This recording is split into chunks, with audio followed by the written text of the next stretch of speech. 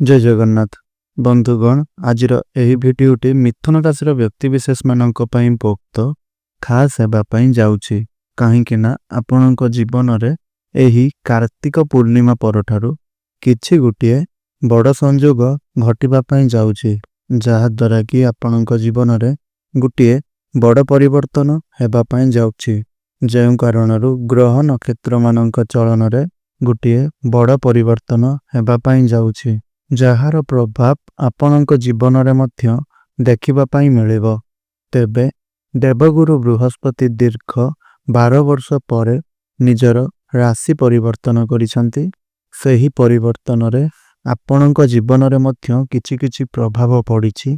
तो वर्तमान शनि मध्य आपणकर बक्रीरु मार्गी हेबा पई जाउछंती जेहेतु आपणकर कर्मफलर देवता शनिदेव अटंती तेणु आपणकर कर्म अनुसार फल प्रदान करिबा पई जाउछंती।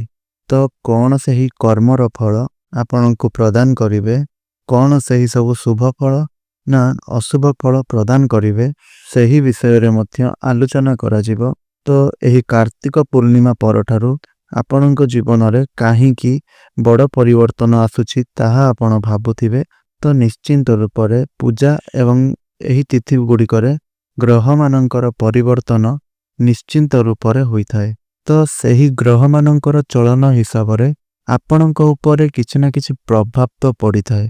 पूजा पर्व रे ग्रह मानकर चलन तो होइथाय तेणु सही विषय रे आलोचना आपणक विषय रे करा जिवो।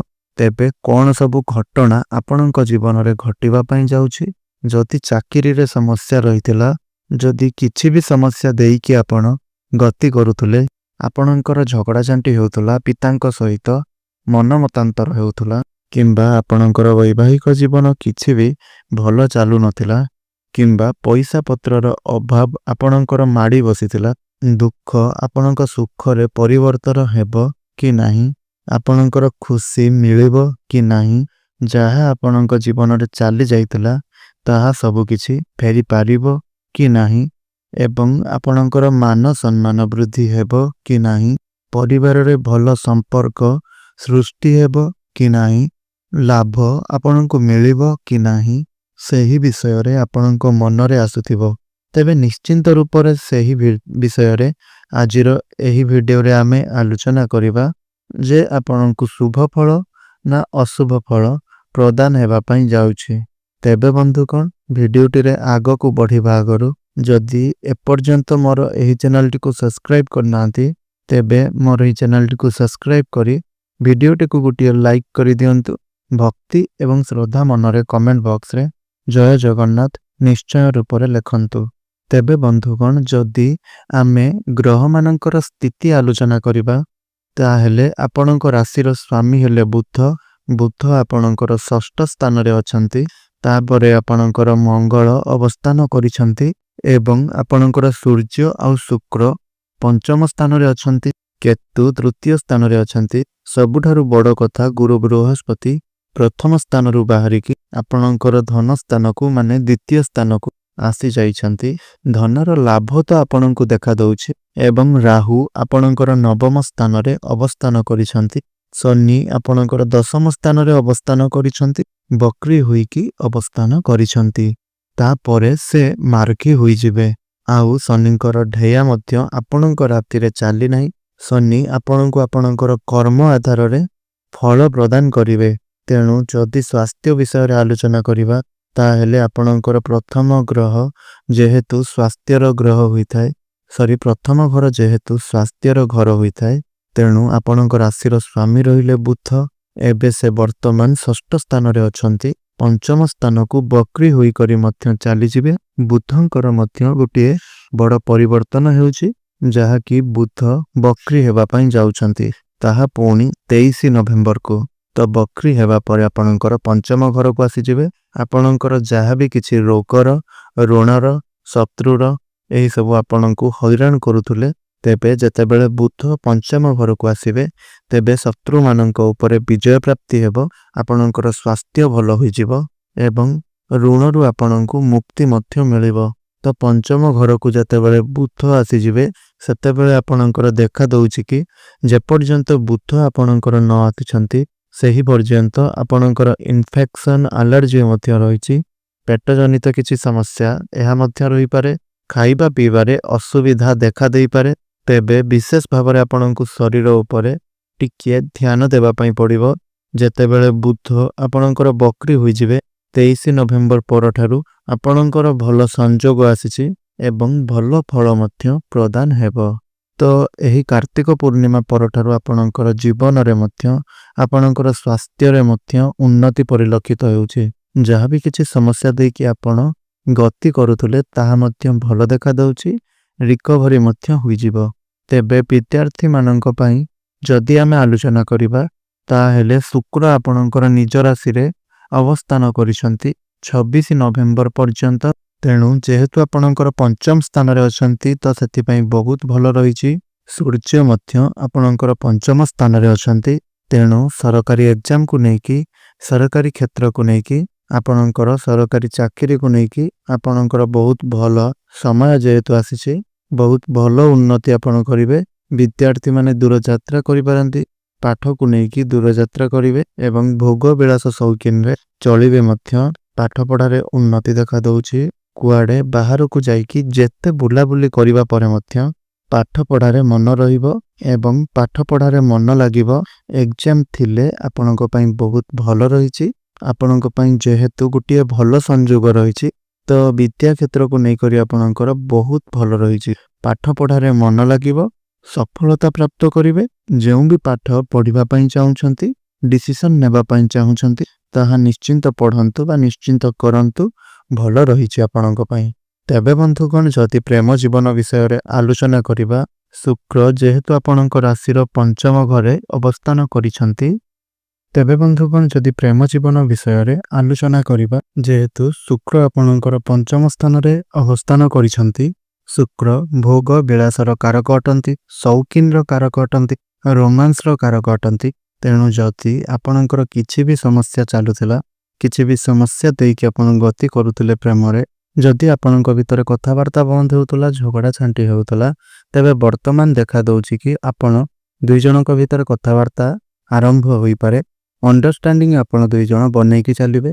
ଯଦି କଥାବାର୍ତ୍ତା ବନ୍ଦ ହୋଇଯାଇଥିଲା ତେବେ ପୁଣି ଥରେ କଥାବାର୍ତ୍ତା ହେବେ। ସମ୍ପର୍କରେ ଯଦି କିଛି ବି ତିକ୍ତତା ଦେଖାଦେଉଥିଲା ଆଉ ତାହା ଦେଖାଯିବ ନାହିଁ। ଶୁକ୍ର ଯେହେତୁ ଅଛନ୍ତି ଆପଣଙ୍କ ଭିତରେ ରୋମାନ୍ସ ସୃଷ୍ଟି କରିବେ।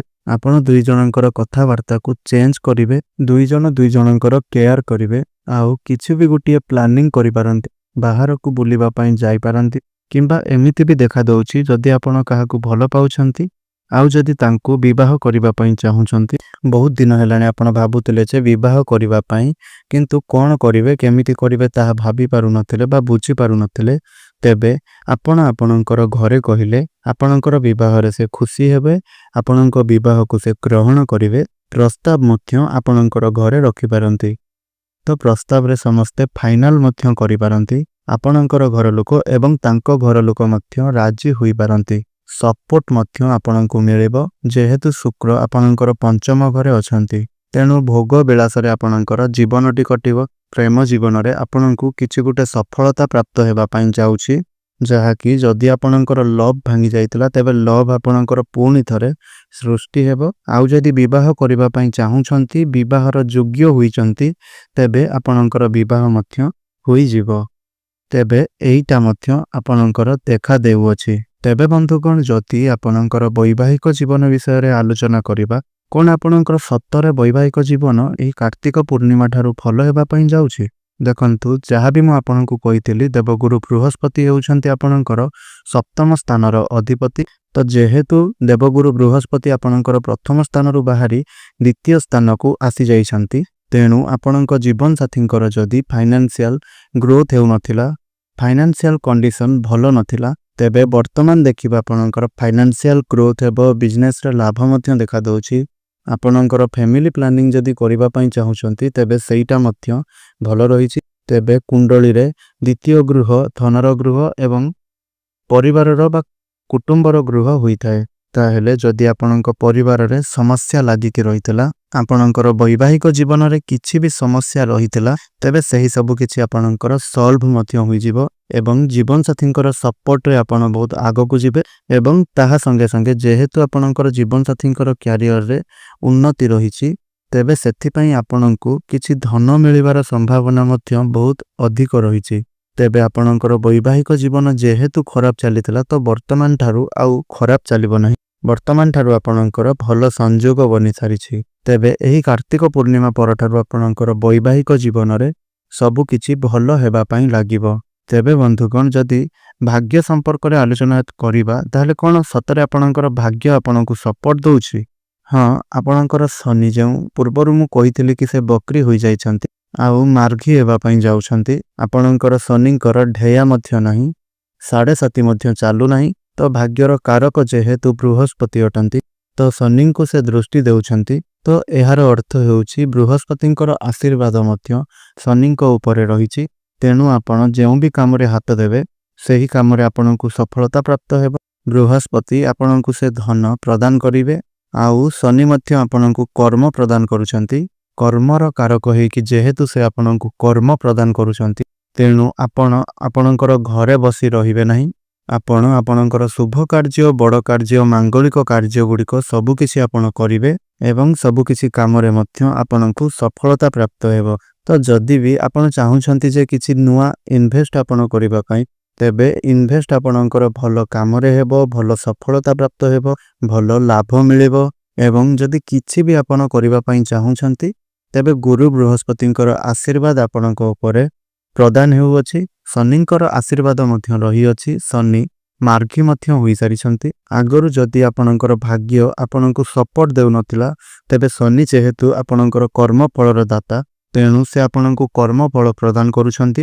ତ ଭାଗ୍ୟର ସପୋର୍ଟ ମଧ୍ୟ ଆପଣଙ୍କୁ ମିଳିବ ଆଉ ଯାହା ବି କିଛି ଆପଣ ଚାହୁଁଛନ୍ତି, ତାହା ସବୁକିଛି ଠିକ୍ ଭାବରେ ହୋଇପାରିବ ଆଉ ସବୁକିଛି ଆପଣଙ୍କୁ ଭଲ ଫଳ ହିଁ ପ୍ରଦାନ ହେଉଅଛି। ତାହେଲେ ଯଦି ଆମେ ଆପଣଙ୍କର କ୍ୟାରିୟର ବିଷୟରେ ଆଲୋଚନା କରିବା, ତେବେ ଗୁରୁ ବୃହସ୍ପତି ଆପଣଙ୍କର ଉଚ୍ଚସ୍ଥ ସ୍ଥାନରେ ଅଛନ୍ତି, ଧନ ସ୍ଥାନରେ ଅଛନ୍ତି। ତ ବହୁତ କିଛି ଆପଣଙ୍କର ଭଲ ଦେଖା ଦେଉଅଛି। ପ୍ରମୋସନର ଯୁଗ ବନିଛି। ଯେଉଁମାନଙ୍କର ଚାକିରି ନାହିଁ, ସେମାନଙ୍କର ଚାକିରି ମିଳିବାର ସମ୍ଭାବନା ବହୁତ ଅଧିକ ରହିଛି, କିନ୍ତୁ ଆପଣଙ୍କୁ ଭାଗ ଦୌଡ଼ କରିବା ପାଇଁ ପଡ଼ିବ। ପରିଶ୍ରମ ମଧ୍ୟ ଅଧିକ ରହିଅଛି। କମ୍ୟୁନିକେସନ ସ୍କିଲ୍ ବହୁତ ଭଲ ରହିଛି। ଯଦି ଆପଣ କେଉଁଠି ଡାଟାବେସ୍ରେ କାମ କରୁଛନ୍ତି, ଯଦି କିଛି ବି ଆପଣ କାମ କରୁଛନ୍ତି, ସେଥିରେ ଭଲ ରେଜଲ୍ଟ ଆପଣଙ୍କୁ ଦେଖିବା ପାଇଁ ମିଳିବ। ଆପଣଙ୍କୁ ଦାୟିତ୍ୱ ମଧ୍ୟ ଅଧିକ ମାତ୍ରାରେ ମିଳିବ ଏବଂ ଆପଣଙ୍କର କର୍ମକ୍ଷେତ୍ର ଉନ୍ନତିମୟ ହେବ। ମାନ ସମ୍ମାନ ବୃଦ୍ଧି ମଧ୍ୟ ଆପଣଙ୍କର ହୋଇପାରେ। ସିନିୟର ବସ୍ ଆପଣଙ୍କୁ ପ୍ରଶଂସା ମଧ୍ୟ କରିପାରନ୍ତି। ଆପଣଙ୍କର ସହଯୋଗ ମଧ୍ୟ ସେମାନେ ନେଇପାରନ୍ତି। ତ କିଛି ଏମିତି କାମ କରିବେ, ଅନ୍ୟମାନେ ମଧ୍ୟ ଆପଣଙ୍କୁ ବାହା କରିବେ ଏବଂ ପ୍ରଶଂସା ମଧ୍ୟ କରିବେ। ତେବେ କର୍ମକ୍ଷେତ୍ର ଏହା ଆପଣଙ୍କ ପାଇଁ ବହୁତ ଭଲ ରହିଛି। ଯଦି ପୂର୍ବରୁ କର୍ମରେ ଆପଣ ନିୟୋଜିତ ହୋଇନଥିଲେ କିମ୍ବା ପୂର୍ବରୁ ଆପଣଙ୍କର କିଛି ହାତ ଭାଙ୍ଗି ଯାଇଥିଲା କିମ୍ବା କିଛି ବି ଆପଣଙ୍କର ଖଣ୍ଡିଆ ଖାବରା ହୋଇଥିଲା, ଯାହାଦ୍ୱାରା କି ଆପଣ ବହୁତ ଅସୁବିଧାରେ ଚଳୁଥିଲେ, ଧନ ଆପଣଙ୍କୁ ମିଳୁନଥିଲା, ଧନ ଆସୁନଥିଲା, ଚାକିରି କ୍ଷେତ୍ରରୁ ବାହାରିକି ଆପଣ ଘରେ ବସିଥିଲେ, ତ ଯାହା ବି କିଛି ଅସୁବିଧାରେ ସମ୍ମୁଖୀନ ଆପଣ ନିଶ୍ଚିନ୍ତ ରୂପରେ କରିଛନ୍ତି ଏବଂ କିଛି ନା କିଛି ସମସ୍ୟା ଦେଇକି ଆପଣ ଗତି କରିଛନ୍ତି, ଯାହାଫଳରେ କି ଆପଣଙ୍କର ଯଦି ଗୋଡ଼ ହାତ ଭାଙ୍ଗି ଯାଇଥିବ, ତ ନିଶ୍ଚିନ୍ତ ରୂପରେ କିଛି ଆପଣଙ୍କର ଏମିତି ହିଁ ଦେଖାଦେଉଛି। ତ ଏବେ ଆପଣଙ୍କର ଦେହ ମଧ୍ୟ ଭଲ ହେବାକୁ ଲାଗିବ, ସବୁକିଛି ରିକଭରି ହୋଇଯିବ। କର୍ମକ୍ଷେତ୍ରରେ ଆପଣ ନିୟୋଜିତ ହେବେ। ଏହା ସହିତ ସବୁ କାର୍ଯ୍ୟରେ ମଧ୍ୟ ସଫଳତା ହାସଲ କରିବେ ଏବଂ ଆପଣଙ୍କର ସଫଳତା ପ୍ରାପ୍ତିର ଯୁଗ ମଧ୍ୟ ବନୁଛି। ତ ବିଜନେସ୍ ବିଷୟରେ ଆଲୋଚନା କଲେ ଆପଣଙ୍କର ବିଜନେସ୍ ମଧ୍ୟ ବେଶୀ ଭଲ ଦେଖାଦେଉଛି, ଯାହାକି 27 ନଭେମ୍ବର ପରେ ବେଶୀ ଗ୍ରୋଥ ରହିଛି। ଶନି ସେ ଆପଣଙ୍କର ବକ୍ରିରୁ ମାର୍ଘୀ ହେବା ପାଇଁ ଯାଉଛନ୍ତି, ତେଣୁ ଆପଣଙ୍କର ଫାଇନାନ୍ସିଆଲ କଣ୍ଡିସନ ବହୁତ ଭଲ ବନାଇବେ, ଡେଲି ଇନକମ୍ ମଧ୍ୟ କରାଇବେ ଏବଂ ଆପଣ ବହୁତ ତରିକାରେ କାମ କରିବେ। କିଛି କମ୍ କାମ କରିକି ଜଲ୍ଦି ଗ୍ରୋଥ ମଧ୍ୟ ଦେଖାଦେଉଛି। ଭଲ ଇନକମ୍ ମଧ୍ୟ ରହିଛି। ଯେହେତୁ ଗୁରୁ ବୃହସ୍ପତି ଧନ ସ୍ଥାନରେ ଅଛନ୍ତି, ତେଣୁ ଧନର ଆଗମନ ମଧ୍ୟ ରହିଛି। ନୂଆ ନୂଆ ଗ୍ରାହକମାନେ ଆପଣଙ୍କ ବିଜନେସ୍ରେ ଯୋଡ଼ି ହେବେ ଏବଂ ଆପଣଙ୍କୁ ସଫଳତା ପ୍ରାପ୍ତ କରାଇବେ। ବିଜନେସ୍ ଆପଣଙ୍କର ବହୁତ ଭଲରେ ଚାଲିବ, କିଛି ବି ଅସୁବିଧା ହେବ ନାହିଁ। ତେବେ ବନ୍ଧୁଗଣ, ଏହା ତ ଥିଲା କାର୍ତ୍ତିକ ପୂର୍ଣ୍ଣିମା ଠାରୁ ଆପଣଙ୍କର ଗ୍ରହ ନକ୍ଷତ୍ରମାନଙ୍କର ପରିବର୍ତ୍ତନ ହେଉଅଛି। ଆପଣଙ୍କର ଜୀବନରେ ବଡ଼ ପରିବର୍ତ୍ତନ ନେଇକରି ଆସୁଛନ୍ତି। ଯାହା ବି କିଛି ସମସ୍ୟା ଦେଇକରି ଗତି କରୁଥିଲେ, ସେହି ସବୁ ସମସ୍ୟା ଗୁଡ଼ିକର ସମାଧାନ ହେବା ପାଇଁ ଯାଉଛି। ତେଣୁ କିଛି ଉପାୟ ମଧ୍ୟ ଆପଣଙ୍କ ପାଇଁ ରହିଛି। ତ ସେଇ ଉପାୟ ଗୁଡ଼ିକ ହେଉଛି ଆପଣ ପ୍ରତ୍ୟେକ ଦିନ ଗାୟତ୍ରୀ ମନ୍ତ୍ର ପାଠ କରନ୍ତୁ, ଗାଈଙ୍କୁ ଘାସ ଚାରା ଖାଇବା ପାଇଁ ଦିଅନ୍ତୁ ଏବଂ କାର୍ତ୍ତିକ ପୂର୍ଣ୍ଣିମାରେ ଗୋଟିଏ ଘିଅର ଦୀପ ଅଶ୍ୱସ୍ଥ ବୃକ୍ଷ ମୂଳରେ ଜାଳନ୍ତୁ। ଆପଣଙ୍କର ମନର କଥାକୁ ସକାଳ ଟାଇମରେ ଭୋର ଭୋର ଯଦି ଏହି ଉପାୟଟିକୁ କରି କୁହନ୍ତି ତେବେ ସେଇଟା ମଧ୍ୟ ଆପଣଙ୍କ ପାଇଁ ବହୁତ ଭଲ ରହିବ। ଆପଣଙ୍କ ମନରେ ଯାହା ବି କିଛି ରହିଛି ତାହା ସବୁ ପୁରା ହେବାର ସମ୍ଭାବନା ଅଧିକ ରହିଅଛି। ତେବେ ବନ୍ଧୁଗଣ, ଆଶା କରୁଛି ଆଜିର ଭିଡ଼ିଓଟା ଆପଣଙ୍କୁ ନିଶ୍ଚୟ ରୂପରେ ଭଲ ଲାଗିଛି। ଯଦି ଭିଡ଼ିଓଟି ଭଲ ଲାଗିଛି ତେବେ ଭିଡ଼ିଓଟିକୁ ଗୋଟିଏ ଲାଇକ୍ କରି କମେଣ୍ଟ ବକ୍ସରେ ଜୟ ମା ଲକ୍ଷ୍ମୀ ଜୟ ଶ୍ରୀ ଜଗନ୍ନାଥ ନିଶ୍ଚୟ ରୂପରେ ଲେଖିଦିଅନ୍ତୁ ଏବଂ ଚ୍ୟାନେଲଟିକୁ ସବସ୍କ୍ରାଇବ୍ କରି ଆପଣ ଭିଡ଼ିଓଟିକୁ ଗୋଟିଏ ସେୟାର ନିଶ୍ଚୟ ରୂପରେ କରିଦିଅନ୍ତୁ। ଧନ୍ୟବାଦ। ଜୟ ଜଗନ୍ନାଥ।